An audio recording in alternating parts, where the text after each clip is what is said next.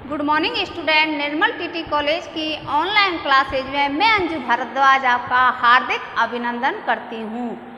बच्चों, आज हम आपको लेके आए हैं पर्यवेक्षित अध्ययन सुपरविजन स्टडी मेथड। इससे पहले हम आपको सोशल साइंस के अंतर्गत व्याख्यान मेथड और प्रोजेक्ट मेथड दोनों का अध्ययन करवा चुके हैं। व्याख्यान मेथड के अंतर्गत शिक्षक द्वारा दिया गया व्याख्यान अर्थात कोई भी जो कठिन सब्जेक्ट है उस सब्जेक्ट को सोशल साइंस के अंतर्गत शिक्षक अपने व्याख्यान मेथड के अंतर्गत उन चीज़ों का सारी चीज़ों का क्लियरिफिकेशन करना, बच्चों को छोटे छोटे पदों के माध्यम से व्याख्यान विधि के माध्यम से बालकों को अध्यापन करवाना। यह इसके बाद हमने इसमें बालकों की उपयोगिता भी बताई। ये बालकों के लिए किस प्रकार से उपयोगी होता है, तो प्रतिभाशाली बालकों के लिए भी उपयोगी है। इसमें शिक्षक आते हैं तो पहले ये समझ के आते हैं कि आज मुझे कक्षा में क्या पढ़ाना है और कैसे पढ़ाना है, बच्चों को किस विधि के अनुसार लेक्चर के माध्यम से मैं बच्चों को किस प्रकार से समझा सकूं। इसके बाद हमने उपयोगिता में बताया प्रतिभाशाली जो बालक हैं उन बालकों के लिए व्याख्यान जो मेथड है वो बहुत ही उपयोगी साबित होता है। व्याख्यान मेथड में अगर शिक्षक आयु के अनुसार या कक्षा के अनुसार अपना लेक्चर दे तो व्याख्यान बहुत ही सफल होगा। सोशल साइंस में व्याख्यान मेथड बहुत ही सफल मेथड कहा गया है। इसमें शिक्षक और विद्यार्थियों के अंतर्गत अंतःक्रिया भी होती है। बाद में इसमें शिक्षक समय एवं शक्ति का भी बचत होती है। इसके कुछ दोष भी बताए, जैसे बालकों में नीरसता आ जाना, शिक्षक जो बोल रहा है उसको सुनना, बोर होना, आयु के अनुसार नहीं होना, जैसे छोटी कक्षा में और टीचर अपने लेक्चर चालू कर दें तो उसके अनुसार व्याख्यान विधि में कुछ दोष भी आ जाते हैं। उपयोगी भी इतनी है जितने इसमें दोष भी आ जाते हैं। सारी विधियों में सारे जो मेथड हैं, जितने भी आपको मेथड पढ़ाए जाएंगे उन मेथड में व्याख्यान जो मेथड है उसका प्रयोग होता है। इसके बाद बताया था हमने project method. Project method America के जो प्रसिद्ध वैज्ञानिक थे, कौन, जॉन ड्यूई, उनकी विचारधारा पर आधारित था। इसमें उनका कहना था किलपैट्रिक का कि योजना बनाकर किया हुआ कार्य, जो योजना बनाकर किया हुआ कार्य वो हमेशा सफल होता है। बेलार्ड ने तो यहाँ तक कह दिया कि ये सामाजिक जीवन का क्या है, अंग है।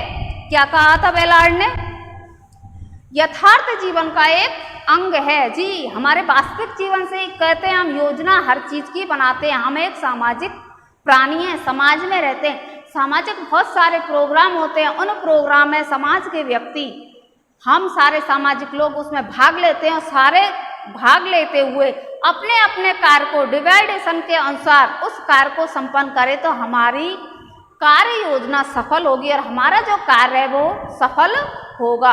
योजना बनाकर किया हुआ कार्य सफल होता है। मैंने आपको उदाहरण दिया, जैसे शादी है, शादी में बहुत सारे कार्य होते हैं तो सबको अलग अलग जिम्मेदारी दे दी जाती है, चाचा जी को, बाबा को, भैया को, और भी है घर में एक्स्ट्रा जो भी आदमी है, आप ये काम करना, आप ये काम करना, बारात की ऐसी व्यवस्था करनी। तो योजना बनाकर जो किया गया कार्य है वो क्या होता है, सफल होता है, असफल नहीं होगा। अगर आप सुनियोजित ढंग से कोई कार्य करोगे तो वह हमेशा ही सफल होगा। इसके बाद मैंने आपको उसमें 6 स्टेप बताए थे, किसमें, योजना विधि में। पहले तो आप ऐसे विद्यालय में करते हैं, विद्यालय में कोई प्रोग्राम होता है तो बालकों को सुनियोजित ढंग से आपको बेटे ये करना है, दूसरे का नाम लिया, राम आपको, श्याम आपको, निहारिका आपको, तो सारे बच्चों को नाम लेकर सारी उनकी गतिविधियां कार्य करने को उनको प्रेरित करते हैं तो बच्चा उत्साहित भी होता है, मोटिवेशन भी होता है और कार्य करने की क्षमता भी विकसित होती है और स्वयं कार्य करने की क्षमता विकसित होती है। इससे बालकों में रुचि भी जागृत होती है, तार्किक मानसिक शक्ति का भी विचार होता है उसमें। इसमें हमने 6 स्टेप बताए थे। पहले बताया था परिस्थिति, समस्या का समाधान करना, समस्या का उत्पन्न करना। समस्या आप उत्पन्न कर दोगे तो बालक के दिमाग में क्रिएटिविटी आएगी, मानसिक तर्क शक्ति होगी, सोचेगा इस कार्य को मैं किस प्रकार से करूं, ये कार्य गुरुजी ने तो मुझे दे दिया, मैं इसको करूंगा किस प्रकार से। समस्या उत्पन्न हुई, फिर दूसरा स्टेप बताया समस्या का चयन करना। अब ये दे दिया इतनी सारी चीजें, इसमें से एक टॉपिक आप ले लो कि मुझे ये चीज पर कार्य करना है कि मेरे लिए तो ये सही है, तो उसका चयन कर लिया। फिर तीसरा मैंने बताया था नियोजन करना, अब उसको किस प्रकार से नियोजित करूं,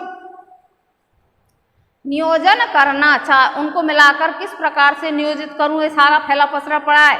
उसके बाद आपको ये बताया था क्रियान्वयन करना, नियोजन भी हो गया उसका, फिर क्रियान्वयन करना, कार्य करना। उसके बाद कार्य कर लिया है बालक ने तो उसका मूल्यांकन करना। कैसे मूल्यांकन करना, आपको कोई कार्य दे दिया है, फिर बताया उसका सारा एनालिसिस डेटा, उसके बाद बताते हैं राष्ट्रीय रिकॉर्ड तैयार करना। समस्या उत्पन्न हो गई, चयन हो गया, चयन के बाद नियोजन हो गया, नियोजन के बाद क्या हो गया, कार्यशील हो गई, कार्यशील के बाद मूल्यांकन, मूल्यांकन के बाद रिपोर्ट। अब बालक का पूरा एनालिसिस किया है कि बालक ने कहाँ गलती की है और कहाँ सही कार्य किया है। रिकॉर्ड का मतलब ये होता है कि भविष्य में बालक कोई गलती ना करे और अपनी गलतियों से सबक लें। कौन से मेथड के अनुसार बताया था, ये प्रोजेक्ट मेथड के अनुसार। प्रोजेक्ट मेथड के अनुसार आपको ये सारी चीजें बताई थी। इसके बाद इसके योजना के लाभ भी बताए थे, मनोवैज्ञानिक भी है ये और विद्यार्थियों के लिए अनुभव देने वाली है, पुस्तकीय जो शिक्षण है उससे दूर करने वाली भी है। बहुत सारी इसके आपको हमने लाभ भी बताए थे। कौन से का, प्रोजेक्ट मेथड के। इसमें आपको सीमाएं भी बताई थी, स्कूल कार्य में अव्यवस्थित हो जाना, सुनियोजित नहीं होना, ये सारी चीजें हम प्रोजेक्ट मेथड के अंतर्गत पढ़ चुके हैं। उसके बाद आता है आज आपको पर्यवेक्षित अध्ययन। अब पर्यवेक्षित अध्ययन क्या होता है, पर्यवेक्षित अध्ययन का शाब्दिक अर्थ है शिक्षण के पर्यवेक्षण में शिक्षार्थी द्वारा किया गया अध्ययन। शिक्षक के निर्देशन में, शिक्षक के निर्देशन में किया गया कार्य, शिक्षण के निर्देशन में किया गया कार्य क्या होगा, परिवेशन या परिवीक्षण। परिवीक्षण, जी हाँ, शिक्षक के निर्देशन में, थोपना नहीं है। शिक्षक बता देगा आपको ये कार्य करना है, उनको वो डांटेगा नहीं, धुतकारेगा भी नहीं, केवल उनको एनालिसिस करता रहेगा कि हमने आपको ये काम कर दिया है, हम आपको बोलेंगे भी नहीं। अगर आप गलत कर रहे हैं तो आपको डांटेंगे ना, नहीं आप ऐसा नहीं, ऐसा करो नहीं। बालक को स्वयं को ही छोड़ दिया जाता है, उसके ऊपर आप कैसे भी करो, तो वो देखता रहता है कि बालक इस समय क्या कर रहा है, क्या इस कार्य करने में वो सफल है या नहीं है। तो उसका एनालिसिस करता है, अर्थात उसके निर्देश करता, तो उसके निर्देशन में उसका परिवीक्षण करता है, अध्ययन करता है उसका, बालक किस प्रकार से किस ओर जा रहा है और कहाँ गलती कर रहा है। जब बालक की पूरी रिपोर्ट आती है तो उसके नोट या उसको समझाते हैं कि आपने यहाँ पर गलती की। इसे सामाजिकृत अभिव्यक्ति भी कहा जाता है। सामाजिकृत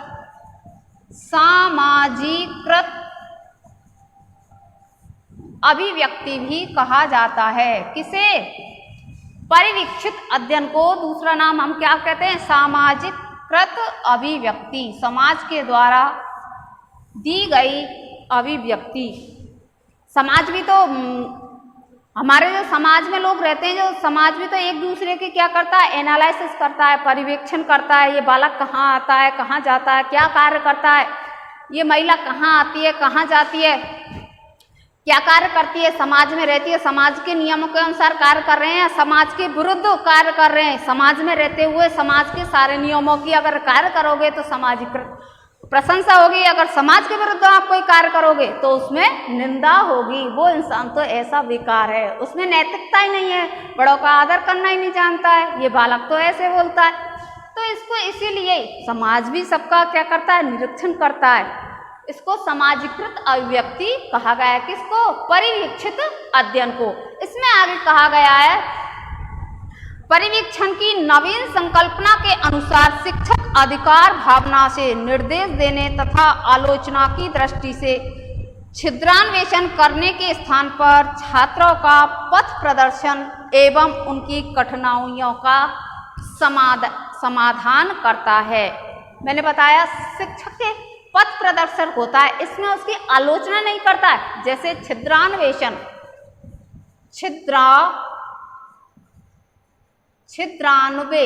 छिद्रान्वेषण ये क्या होता है? इसमें शिक्षक क्या होता है? शिक्षक होता है इसमें पथ प्रदर्शक। शिक्षक किसका कार्य करता है? पथ प्रदर्शक का कार्य करता है। शिक्षण उसमें छिद्रान्वेषण नहीं करता, अर्थात उसकी छोटी छोटी गलतियों पर तुमने ये नहीं कहते हैं ना, बहुत से घरों में जैसे झगड़ा का कारण क्या होता है कि सब बहू ने खाना बनाया तो जो खाने वाले तो वो क्या कहते हैं, नहीं सब्जी तो अच्छी बनी है पर इसमें क्या थोड़ा सा नमक ज्यादा है, अच्छी है पर इसमें मिर्च। तो वो छोटी छोटी गलतियों को क्या नहीं करता? छिद्रान्वेषण नहीं करता। उसका शिक्षक क्या होता है? विद्यार्थी का पथ प्रदर्शक होता है। उसकी गलतियों को वो उसी टाइम नहीं बताता है, बाद में आप उसको बाद में बता सकते हो कि सबके सामने जरूरी थोड़ी है उस बात को, छोटी छोटी बातों को, गलतियों को बताना। तो विद्यार्थियों का शिक्षक क्या होता है? छिद्रान्वेषण ने होकर के पथ प्रदर्शक होता है। इसमें अधिकार भावना भी नहीं जताता है कि नहीं तुमको ऐसा कार्य नहीं, ये कार्य करना है, ऐसे नहीं करना है, छोटी छोटी अधिकार भावना से नहीं, पथ प्रदर्शक के सहयोग की भावना से शिक्षक उसका सुपरविजन करता है। आगे इसमें बताया गया है, इस विधि में विद्यार्थी अपने आवंटित कार्य को शिक्षक की देखरेख में स्वतंत्र रूप से करते हैं। मैंने आपसे पहले ही कहा, इसमें विद्यार्थी को बिल्कुल स्वतंत्र छोड़ दिया जाता है। देखरेख तो शिक्षक करेगा, शिक्षक अपना कार्य दे देगा, आपको ये कार्य करना है। अब उसमें ना तो शिक्षक ये कहेगा कि तुम गलती कर रहे हो, कि तुम सही कर रहे हो, या तुम गलत राय में जा रहे हो या सही राय में जा रहे हो। पथ प्रदर्शक स्वतंत्र रहेगा। इसमें कौन? बालक। जो भी हमारे समाज में कार्य हमको कोई बांटता है तो हम उसमें स्वतंत्र है। अब आपके ऊपर है भाई, आप इस कार्य को किस प्रकार से संपन्न करके लाओगे। उसी प्रकार विद्यार्थी का शिक्षक क्या होता है? पथ प्रदर्शक होता है। अब विद्यार्थी इसमें स्वतंत्र रूप से कार्य करता है। इसमें कुछ परिभाषाएं भी दी गई हैं। परिभाषा किस किस की है? इसमें परिभाषा है पहली बाइनिंग के अनुसार। बाइनिंग ने कहा है परिवीक्षित अध्ययन विधि से बाइनिंग एंड बाइनिंग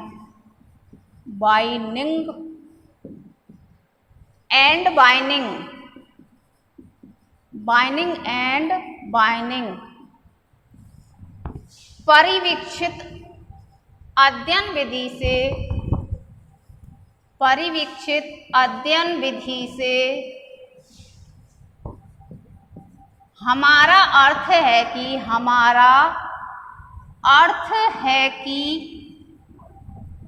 परिवीक्षित अध्ययन विधि से हमारा अर्थ है कि शिक्षक द्वारा कहा तथा छात्रों में शिक्षक द्वारा कहा तथा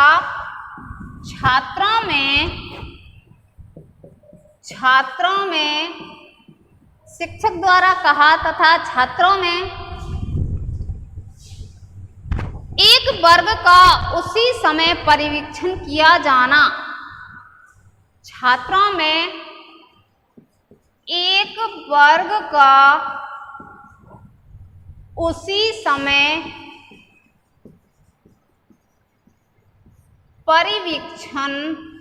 परिवीक्षण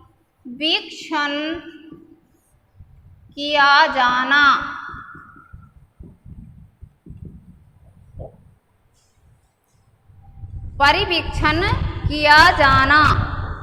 वे अपनी डेस्क या मेजों पर कार्यरत होते हैं, मतलब वो अपने कार्य कर रहे हैं ना उन पर। आपके जब हमने क्या सूक्ष्म कार्य करवाया था ना, उस समय हमने क्या कहा था? आप जैसे पढ़ा रहे थे वैसे पढ़ा रहे थे।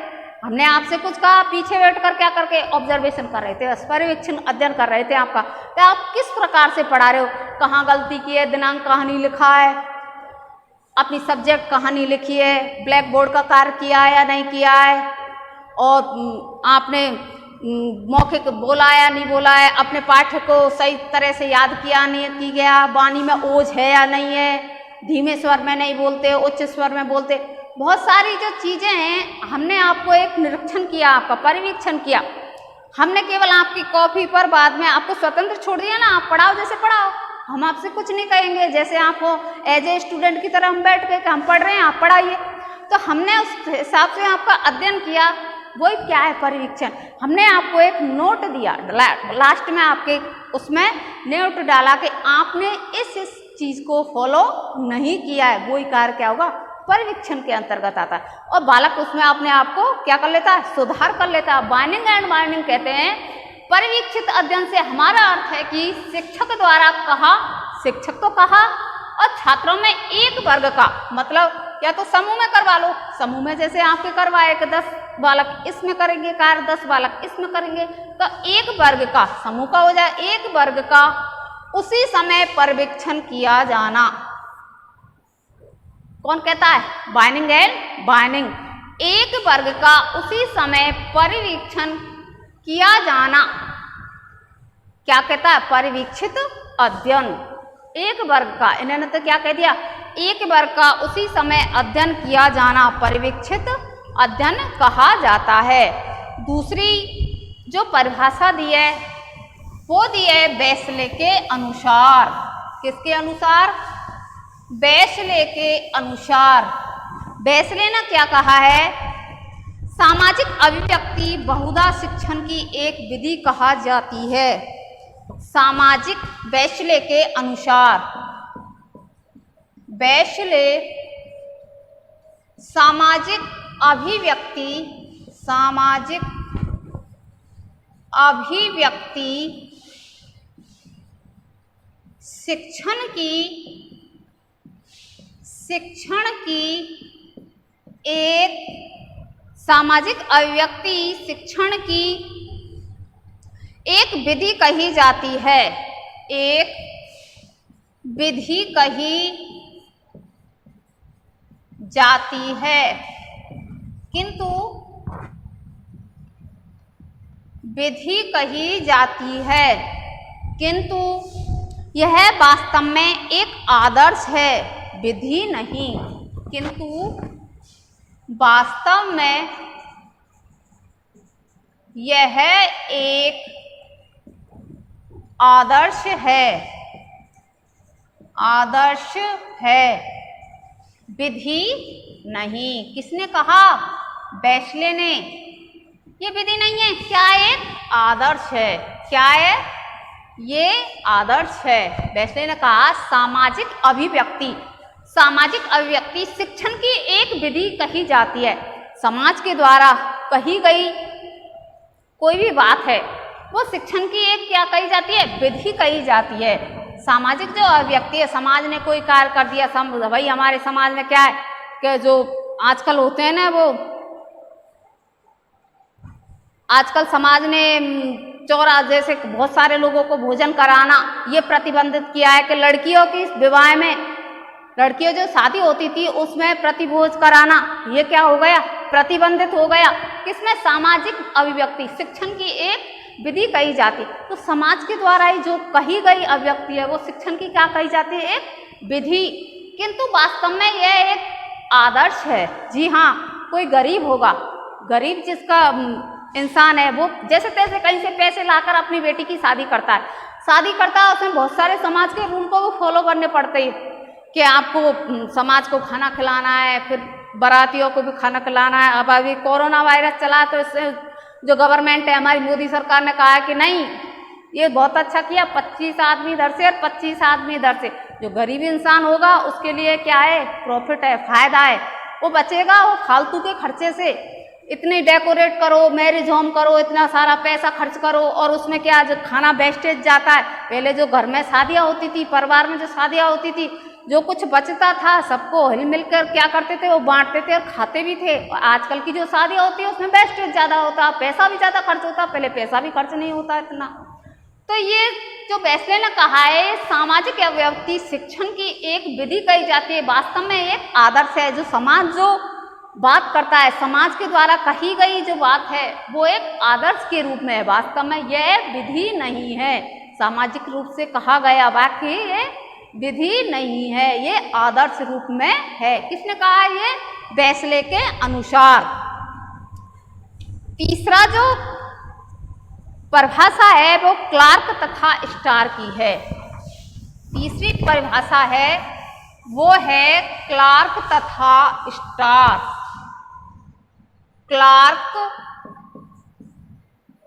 क्लार्क तथा स्टार।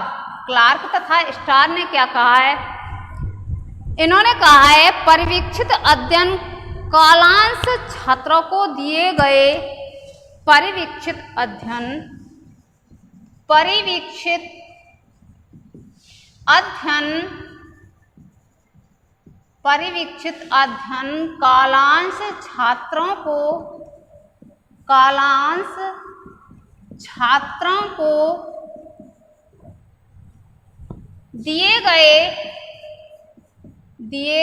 कालांश छात्रों को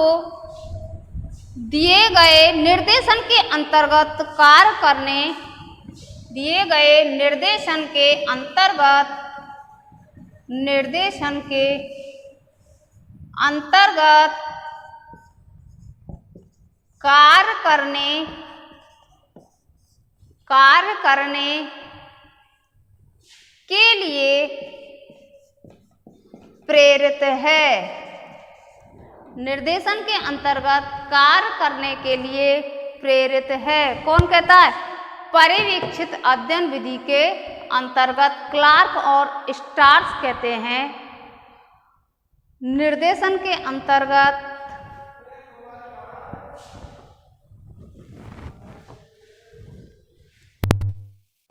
परिवीक्षित अध्ययन कालांश दिए गए कालांश छात्रों को दिए गए निर्देशन के अंतर्गत कार्य करने के लिए प्रेरित हैं। शिक्षक को पर्यवेक्षण पर निर्देशन अवसर देना चाहिए। शिक्षक को निर्देशन के अवसर देना चाहिए। कौन कहता है? क्लार्क और स्टार। परिवीक्षित अध्ययन कालांश में दिए गए छात्रों को निर्देशन के अंतर्गत कार्य करने के लिए प्रेरित करता है। अर्थात शिक्षक को बालकों को कालांश में अगर आपको कार्य दिया गया तो उनको निर्देशित किया जाना चाहिए। कौन कहता है? क्लार्क और स्टार। क्लार्क और स्टार कहते हैं शिक्षक को दिए गए निर्देशन के अंतर्गत छात्रों को परिवीक्षण का शिक्षक को निर्देशन अवसर देता है। क्लार्क के अनुसार। अब इसके बाद आता है इसमें परिवीक्षित अध्ययन के। हमने आपको बताया था परिवीक्षित अध्ययन होता क्या है, किस प्रकार से हम परिवीक्षित अध्ययन करते हैं। बालकों को परिवीक्षित अध्ययन करने के लिए शिक्षक को मूक मंदिर अर्थात निर्देशन तो देता है, पर जब बालक कोई कार्य कर रहा होता है तो शिक्षक को ना बोलते हुए बालक को स्वयं स्वतंत्र छोड़ना चाहिए और बालक को स्वयं उसमें कार्य करते रहना चाहिए। यह सामाजिक अभिव्यक्ति के रूप में भी बताया गया है। किसने बताया सामाजिक अभिव्यक्ति के रूप में? सामाजिक अभिव्यक्ति के रूप में क्लार्क और स्टार ने भी कहा है। यह सामाजिक अभिव्यक्ति के रूप में कार्य करता है। कौन? परिवीक्षित अध्ययन। परिवीक्षित अध्ययन सामाजिक अध्ययन में कार्य करता है। बेसले ने कहा है सामाजिक अभिव्यक्ति की बहुधा शिक्षण पद्धति है। इससे बालक में क्या होगा? मानसिक शक्ति, तार्किक शक्ति, बौद्धिक शक्ति, जो सारी जो तर्कना है बालक को स्वयं अनुशासित होने के लिए प्रेरित करती है। किसके अंतर्गत? परिवीक्षित के अंतर्गत। परिवीक्षित अंतर्गत बालक को स्वयं कार्य करने के लिए जब बालक का पूरा एनालिसिस किया जाता है, उसके बाद टीचर जब उसको बताते हैं, उसका कार्य कर लेता है, जब मूल्यांकन किया जाता है बालक का, तब उसको जो कोई कमी की गई है तो बालक स्वयं सुधार करने की चेष्टा करता है। अगला जब उसको कार्य मिलता है तो बालक उन जो पहले त्रुटि की गई थी उन त्रुटियों को स्वयं में सुधार करते हुए उन त्रुटियों का प्रयोग नहीं करता है। यही पर्यवेक्षित अध्ययन का कार्य है। आज हमने आपको पर्यवेक्षित अध्ययन क्या होता है एवं उनकी परिभाषाओं के बारे में बताया था। अगली क्लास में हम पर्यवेक्षित अध्ययन की सोपान और उनके विशेषताओं के बारे में अध्ययन करवाएंगे। धन्यवाद।